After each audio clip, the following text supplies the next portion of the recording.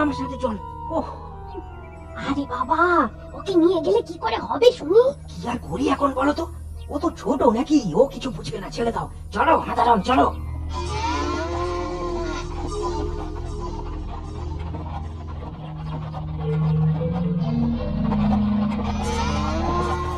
বাবা, তুমি কি এখানে চাষ করবে? আহ, অত প্রশ্ন করিস না তো। চাষ করবে যখন দাদুকে নিয়ে এলে কেন? বাপরে বাপ, প্রশ্নের শেষ নেই। এমনি করে চাষ করে বুঝি? চাষ নয় রে, চাষ নয়। তোর দাদুর তো বয়স হয়েছে, অসুখও করেছে। লোকের বয়স হলি, অসুখ করলি, এমনি করে মাটিতে গর্ত করে পুঁতে দিতে হয়। দাদুকে পুঁতে দেবে? হ্যাঁ, দেব। ও কি করছিস গণেশ? ও কি করছিস?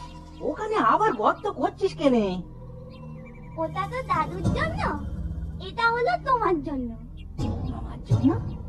হ্যাঁ গো হ্যাঁ, একদিন তুমিও তো বুড়ো হবে, তোমারও তো অসুখ করবে, তখন তোমাকেও দাদুর মতো এখানেই পুঁতে দেবো। কি বলছিস? আমাকেও পুঁতে দিবি? হ্যাঁ, তুমিও তো থাকবে দাদুর পাশে, তাই গর্তটা করে রাখি। ওরে গণেশ, গণেশ বাবা আমার, আমার খুব শিক্ষা হয়েছে বাবা। তুই আমার চোখ খুলে দিলি বাবা। তোর ওই মায়ের কথায় অন্ধ হয়ে কি কাজই না করতে যাচ্ছিলাম।